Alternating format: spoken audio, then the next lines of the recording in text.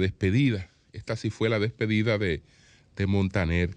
Pero antes, permítanme saludar la inscripción de la candidatura a diputado de Charly Mariotti.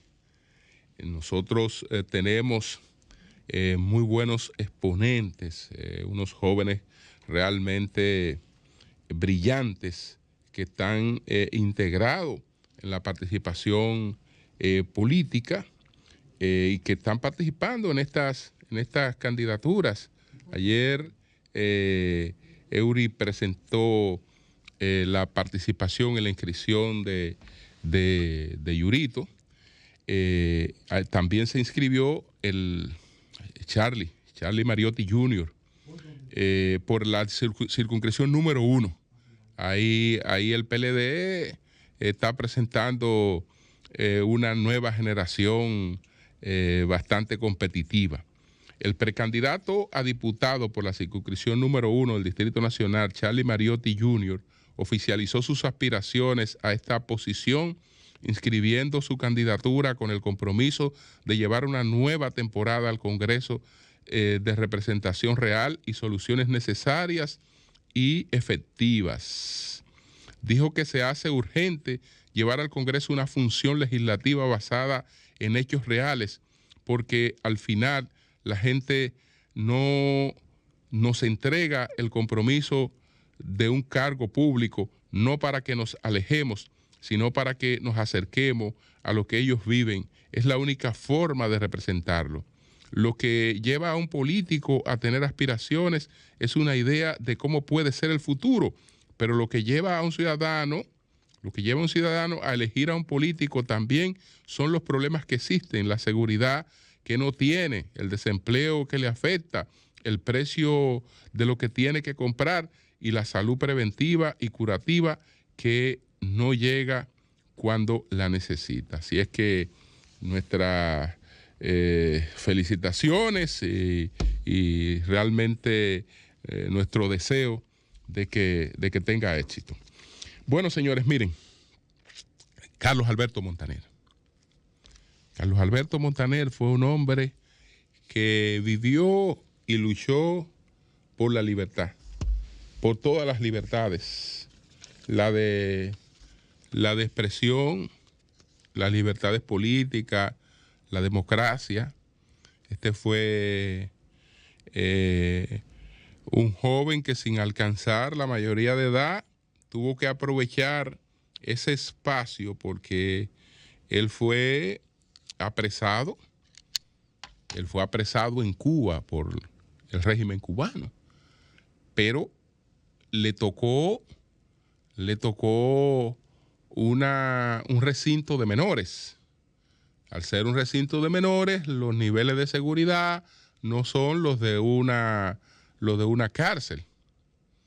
Entonces, Montaner, ayudado por otras personas, pudo tener un plan de fuga exitoso, cortando la celda donde estaba con una ceguetica y luego tirándose por una ventana, yéndose a un monte donde lo fueron a rescatar. Estamos hablando de sin cumplir los 18 años de edad, porque él sabía que si cumplía la mayoría de edad, de ahí lo iban a llevar para un sitio donde las cosas iban a ser más difícil. Pues de ahí se asiló en una embajada y después de un tiempo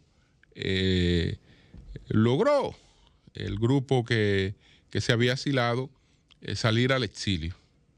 Y desde entonces él ha estado en el exilio sin haber podido regresar a Cuba como siempre fue su deseo. Pero eso tampoco le frustró.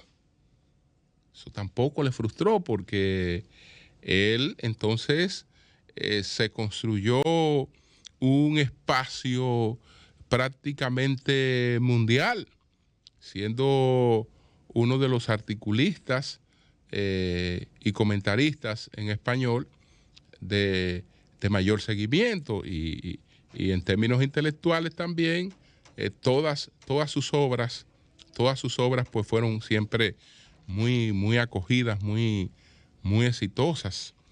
Ahí están los casos de el manual del perfecto idiota latinoamericano que publicó con Plinio Apuleyo Mendoza y con Álvaro Vargas Llosa, entre otros.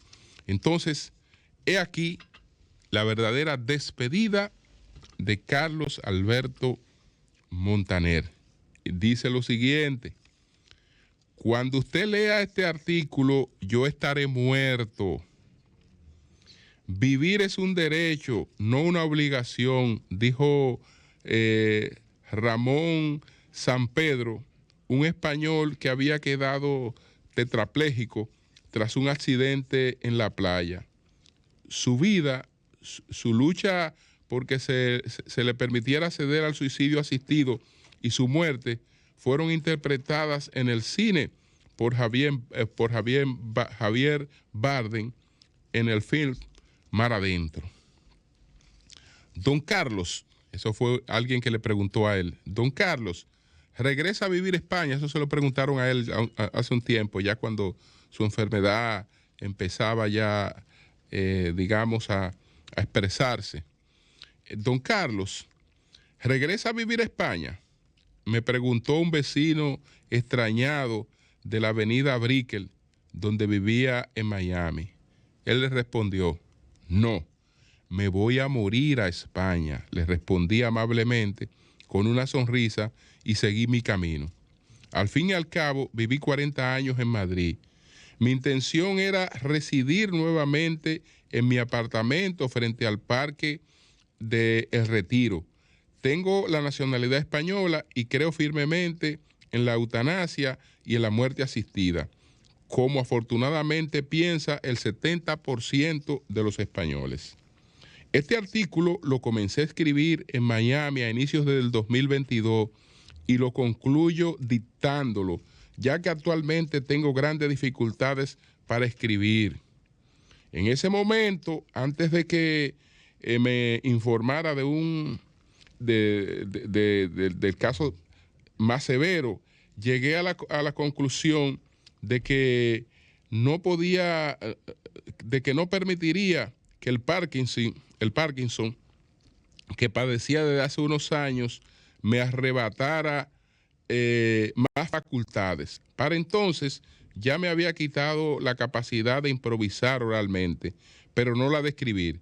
Parece que el cerebro aloja las dos facultades en diferentes sitios. En cualquier caso, todo iría empeorando. Entonces, en marzo de 2021, el Congreso de los Diputados español aprobó la ley de eutanasia por 202 votos a favor, 141 en contra y 2 abstenciones. Es uno de los países que la tiene. En Estados Unidos hay suicidio asistido, pero solo 10 estados de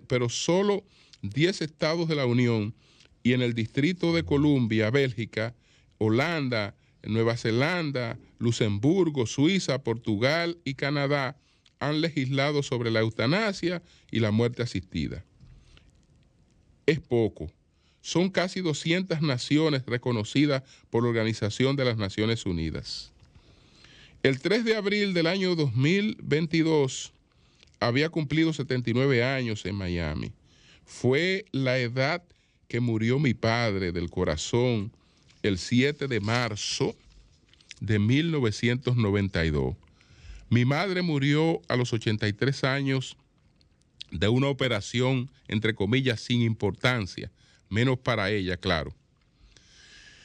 En el año 2000, ahí fue que murió la madre, en el año 2000. Según la neuróloga italiana Rita Lieve Moltacine, Premio Nobel de Medicina 1986, los hijos, grosso modo, deben sacar la cuenta de lo que esperan vivir, promediando la edad de la muerte de los dos padres.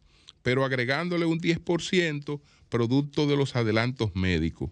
A mí me salían 88 años. Es demasiado. Creo que iniciar el 8º inning, como dice mi amigo Jorge Sonville, es más que suficiente. Es todo una provocación. Mi hermano menor, Roberales, un brillante médico con quien discutí la fórmula de Levi-Moltacini, era escéptico de esa hipótesis. Alegaba, con buenas razones, que esos promedios no servían de mucho. Él, mi hermano menor, murió a los 69 años en medio de la epidemia de COVID-19. Su deceso ocurrió el 1 de agosto del año 2020. Entonces, no existía la vacuna. Yo le llevaba casi 8 años, pero mi hermano mayor, nacido en octubre de 1940, Ernesto, aún está vivo. De los 3, es el más resistente a las adversidades de la vida.